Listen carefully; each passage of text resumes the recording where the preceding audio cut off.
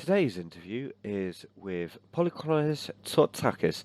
You might not know who he is, but hopefully over the course of this interview you will find out that the breakaway legend himself and also sprinter is a really nice guy to chat to.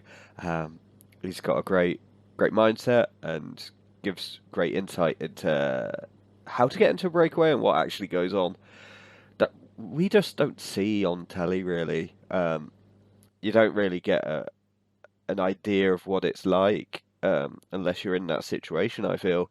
Um, so it's great to get his take on it. Um, and yeah, on the whole, he's a great guy and a lovely listen. So sit back and enjoy. Well, thank you for joining me today. It's a real pleasure to chat to you because you are a name I've seen a lot. So it's kind of nice to put a face to that name and to speak to you today. So yeah, how are you doing? I'm doing well. I'm just I've started training for the next season. It's about 3 weeks now. So yeah, I'm home in Creta, in Greece, enjoying the good weather at the moment. And yeah, I try to do my best every day. Yeah, I guess this wasn't how I was going to start the interview, but an interesting question I didn't even realize before. Like, because you ride for Rougai, I think that's how you say it. Rougai Pro Cycling Team. Yeah. Rougai online insurance. The team is in Thailand, but yeah.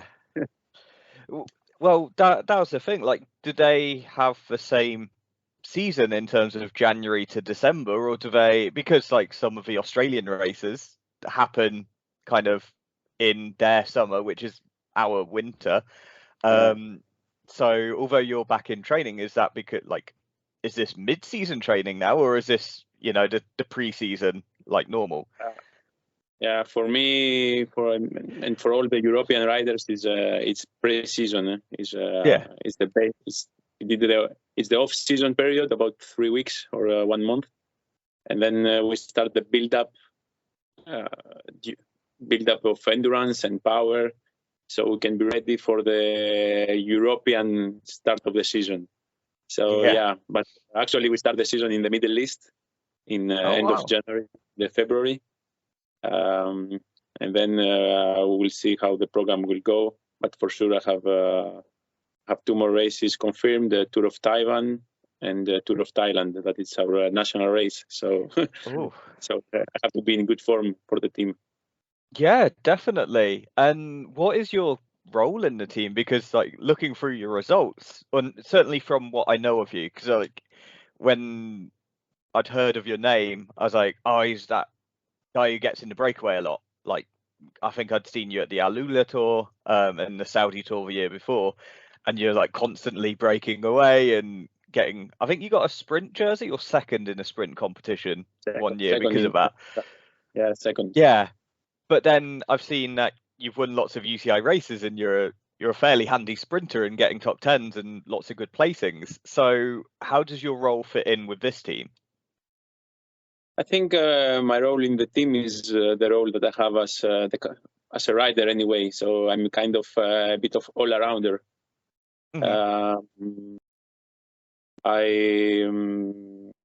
I can ride. Of course, I ride breakaways because I think I have a good motor, so I like the long efforts. But I can also have a good speed. I'm sure, and I have proved that I can win some sprints in a small group. Okay, I'm not very comfortable sprinting in a group of 100 riders, but in a group of around 20 riders, I can do pretty well. And then the role in the team, my role exactly in the team is I can do the lead outs for our main sprinter. That our main sprinter at the moment is Lukas Carstensen, the German. And of course, I can ride in the flat and protect my climbers, our GC riders, Adne and Alex Arilla, one mixed Laos French rider.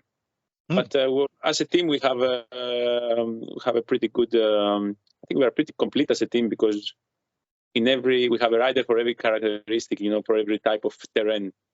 So we have a sprinter, we have a ruler, we have climbers, we have some riders that do both, and it's a pretty nice group of riders.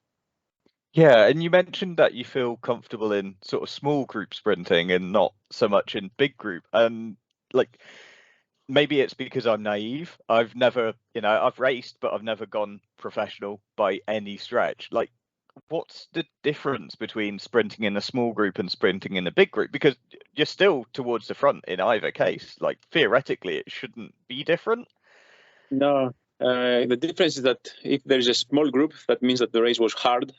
So everybody is a bit tired. So not everyone takes risks, and whoever has poor power can show it at the end. In the big group, that means that there are many more fresh riders, much more stress, a bit higher speed, or a lot higher speed.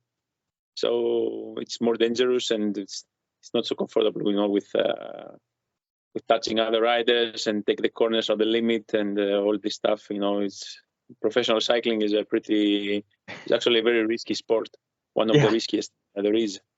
So yeah, going in the corner with 70 kilometers per hour is not ideal. Yeah, and if we can, like, I'm always fascinated by breakaways, because it looks kind of easy in terms of like you're just doing through and off and just a group of 4 riders just chilling and then occasionally doing some sprints or a bit of climbing, but it looks sedate. But we've seen from like television pictures, you see that it's a huge battle to get into a breakaway. Like, firstly, what goes through your mind when you're in a breakaway, and secondly, like, how do you pick the group to follow and go with and go, yep, they're the ones to go with? First of all, you have to be ready for it. You don't say, maybe I will go, maybe I will not go. If you want to go, you go. It's Okay. you have to be determined. Today I go to the breakaway, and of course I think it's experience. Nowadays, it's been many years that I race my bike, so I have experience, and actually I have seen that it's a bit of instinct also. It comes like natural. I know that this is the moment. It's like 2 out of the 3 times I know which attack will stay away, because of actually there's every race there's many riders that want to go, but there's very few that succeed. Actually, okay, in some races it's much easier, but there is actually some races that many people want to be in the break for many reasons. Television coverage, they want to pass, they want to make prize money or something. There's many reasons you want to be in the breakaway. Yeah. For me, actually, it's not that easy. Once you are in there, you have to be really consistent with your effort. Really think about that. You have to really think about that. The race is still long, and find the balance between the effort and the economy of the effort. So it's pretty hard to manage. It's pretty hard to manage all this. Of course, it helps if you have companions in the breakaway that are stronger than you, as strong as you, or even stronger. And especially the size. If it's in the same size as you, it's if you can hide from the wind a bit easier. That's my problem in Asia sometimes, because the size in Asia, the riders are mostly a bit or a lot shorter than me. Smaller size. So actually, even if I'm not in the front, I'm just on the wheel, I'm still in the front. I feel like that I still have the headwind in my face.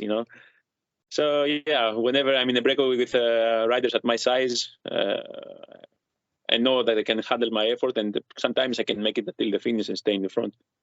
Yeah, that's amazing. Yeah, because I'm like, if I was in the group, I'd be like, do I talk? Am I like, should I talk? Do I just sit silently and just do my job? Like, how?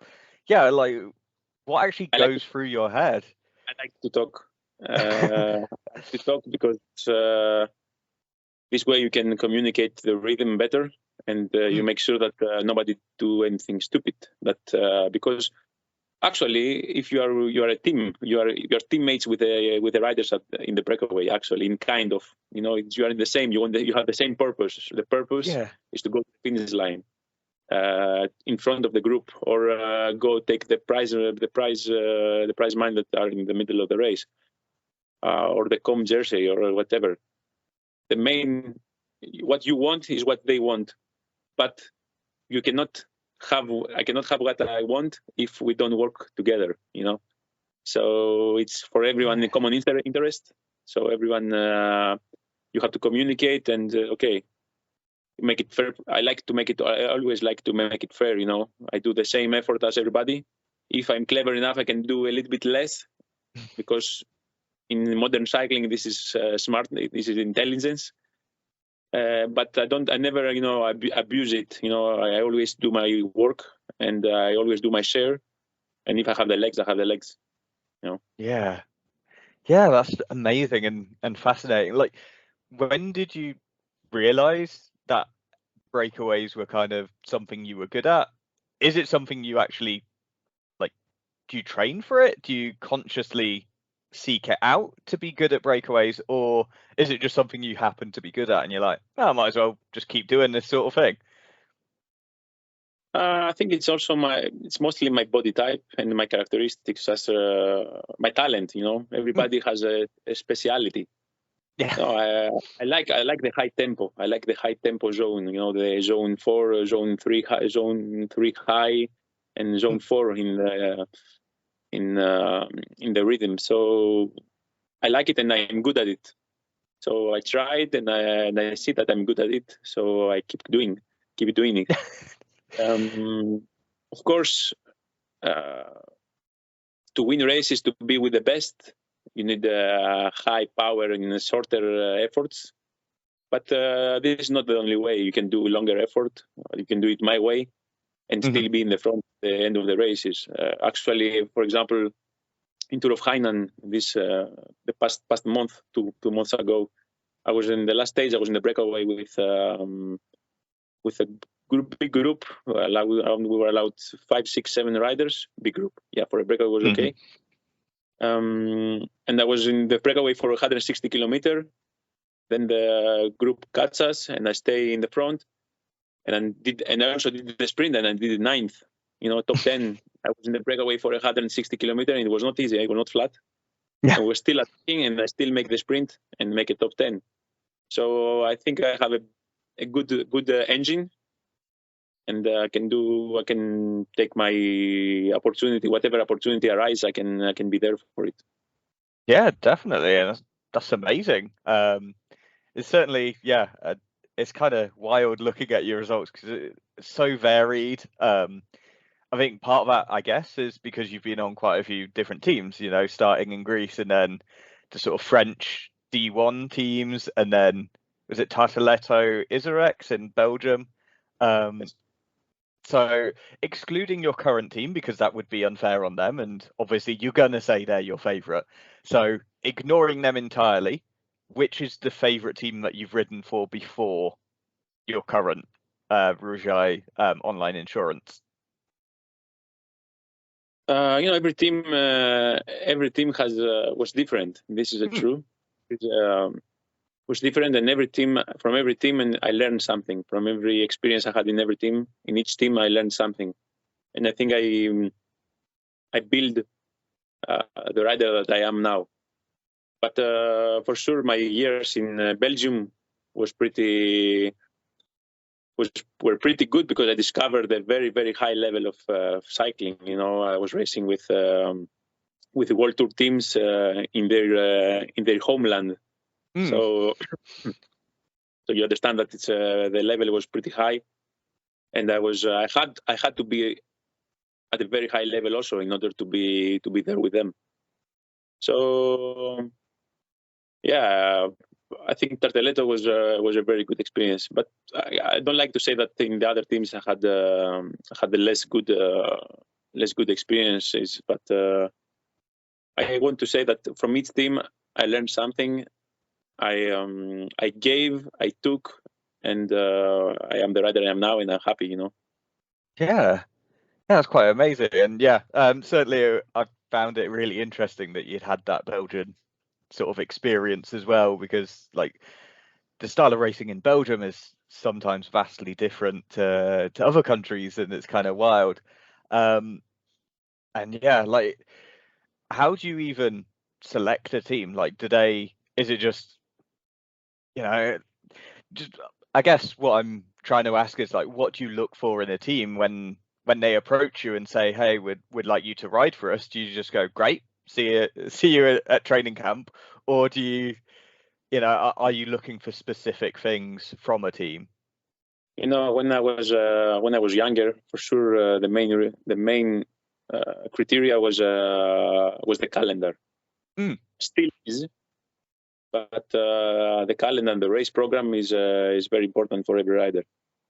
You want to do the good races. You want to be in a high level races that fits you, that suits you, and you can go and make a result. You want to show the work that you do at home.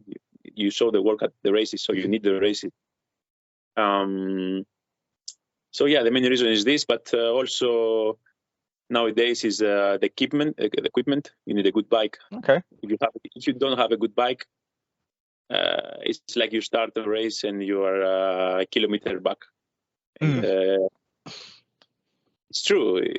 Yeah. You need a good equipment to be, if you want to win and compete with other teams that have a very good equipment. It's unfair, So you need from your team to have a good equipment, and also, most of all, you need a good management. The management must be good, and by good I'm meaning they must be have some understanding of cycling, understanding of the human feelings, understanding what can push the rider mentally, and respect you as a rider and as a person. So if this works together, or this aligns, the success is sure. So that's what I look mostly in the teams. It doesn't always work, because of course in my career I had some very good people in the management and some less good. But yeah, I'm happy how the things unfold until now. Oh, wow.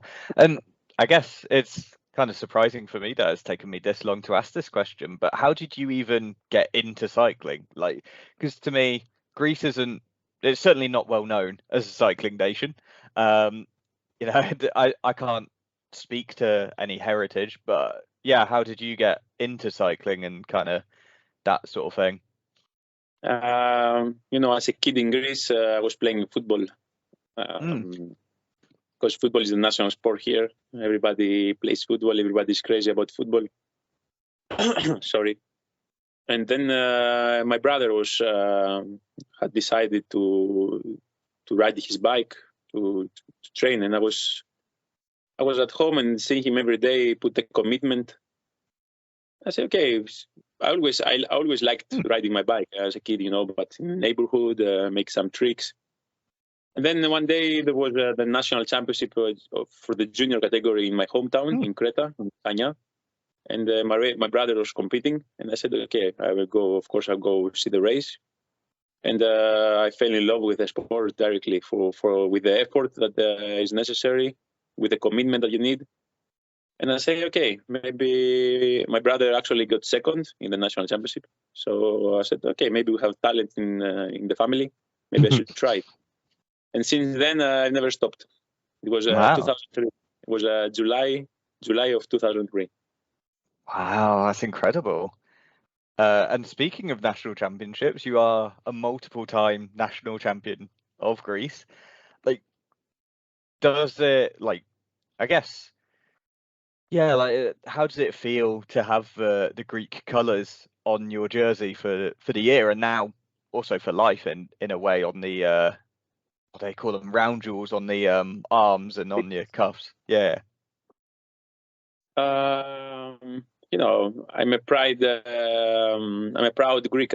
I don't say I'm a patriot, but I really I really like to show my country and speak about the good that the goods my country has to offer. And of course, representing and having this jersey on my jersey and my chest always gives you wings, and it fills you up with the responsibility. But I like the responsibility, and I always try to make this responsibility, turn this responsibility to results. And I had the chance to win some races with the national champion jersey, and I can assure you it's amazing. It's an amazing feeling. Oh wow! And like, did you? I guess like, because you've won it multiple times, do you go, it's kind of easier once you've won the first one, or does it become harder because you've got to prove that it wasn't a fluke? You know, national championship actually in Greece is very, very, very hard to win. Okay. Here, you are very heavily marked. So it's actually, if you have 2 or 3 riders chasing only you, or more you than others, it's pretty hard to make a difference. If you don't have a strong team, because most of the races I was alone, and there's another club team that has 2 or 3 riders, you understand that it's very hard to compete against them. It's not that my level is much higher than the others. I can say that we're about 3, 4 riders that have a pretty much similar level, but we're a bit different as riders. So somebody want to go to the sprint, somebody want to attack early, somebody is better in the climbs. But actually, the national championship is very, very hard to win. I think for the past, 10 years or 15 years, 10 maybe, I haven't never been finished in less than 4th. And for about 6 years, I was always on the podium. But to win it, I only win it 2 in the road race and 5 in the time trial. It was pretty hard to do it. Yeah, I guess in the time trial it's slightly easier if you're a good time trialist, because no one can mark you or make you go slower. Exactly, it's pure power. It's pure power and effort. So it's different. It's not easier. It's easier to win it, but it's not easy. Time trials are not easy. Yeah, exactly. Well, I think that's pretty much everything I had. The only other question I was going to ask is what are your ambitions for 2024 for the next season? I know you've got a couple of races on your program, but is there anything you're hoping to achieve in the year? For me, it's about I ride my bike because I like it. I like to spread. I like to see the seeds of the flower of the seeds that I put I understand what I want to say. It's like for me, of course I want to win races. That's why I ride my bike. I want to win races. And this year we're going to have 2 or 3 races that will be new. I have never done before, so I like to discover them. And why not try to win them? Okay, Tour of Oman will be difficult to make a result because it's a very high level. We have many World Tour teams and Pro Tour teams. So, but then I think with the team we'll have a lot of racing days. So for sure I will have my chances. And then, for me, during 2023, I was only thinking about the Olympics, for Paris. And at the moment, Federation has announced that I'm a first replacement, first reserve. But I'm not sure that, we'll see how this will unfold. And I hope that I can be at the start of in Paris, in the Olympics in Paris, because I want to do this race, the best race of my career. And try to do, represent your country in the Olympics, especially in France. That is a country that I started my career. My companion, my wife, is French, so I want to be there, and I want to do something very special. Oh wow! Well, I hope you get to. It's going to be incredible to watch. A bit of a cluster of a race, to be honest, because the teams are so small. It's going to be really interesting on that front. I really hope you get to do it. And then all that's left for me to say is thank you so much for your time. Thank you, Peter. Thanks.